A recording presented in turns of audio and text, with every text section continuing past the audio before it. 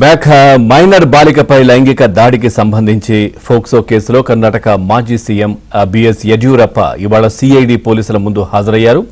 మార్చి 3న Sadasivpet police స్టేషన్లో case నమోదైన తర్వాత కేసు అనేక మలుపులు తిరిగింది.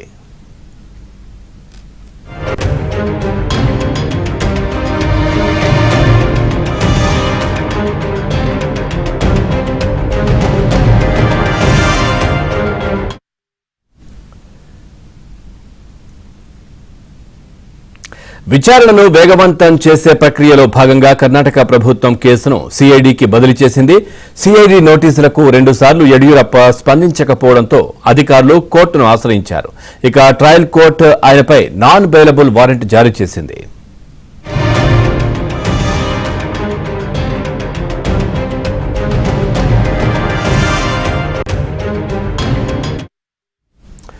ఇక దీంతో యడ్యూరప్ప హైకోర్టును ఆశ్రయించగా కోర్టు ఆయనకు ఊరటనిచ్చింది. దీంతో కోర్టు ఆదేశాల మేరకు ఆయన ఇవాళ సిఐడి అధికారుల ముందు హాజరయ్యారు. ఇక ఇదే విషయానికి సంబంధించి మరింత సమాచారాన్ని మా బెంగళూరు కరెస్పాండెంట్ రిత్విక్ మరింత సమాచారాన్ని అందిస్తారు ఫోన్ లైన్ లో. రిత్విక్, పూర్తి డీటెయిల్స్ ఏంటి?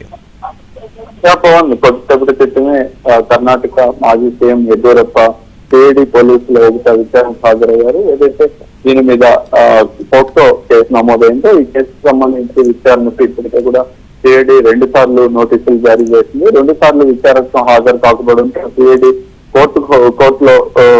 కోర్టు ద్వారా నాన్ అవైలబుల్ అరెస్ట్ వారెంట్ జారీ చేసింది. అరెస్ట్ వారెంట్ గత వారంలో జారీ చేయగా ఆయన ఢిల్లీలో ఉన్న నేపథ్యంలో విచారణకు హాజరు కాలేనని చెప్పి ఆ తర్వాత ఆయన హైకోర్టును ఆశ్రయించడం జరిగింది. హైకోర్టును ఆశ్రయించడంతో హైకోర్టు ఆయన అరెస్టు చేయవద్దంటూ విచారణకు హాజరవ్వాలంటూ కూడా ఆదేశించడంతో ఇవాళ విచారణకు ఆయన హాజరయ్యారు. 11 గంటల సమయంలో ఆయన సిఐడి కార్యాలయానికి చేరుకొని విచారణకు హాజరయ్యారు. ఇప్పుడు ప్రస్తుతం ఆయనకు విచారణ అయితే కొనసాగుతుంది. ఏదైతే ఈ ఏడాది మార్చి 3వ తేదీన సదాశివ నగర్ పోలీస్ స్టేషన్ లో ఈయన మీద కేసు నమోదైంది.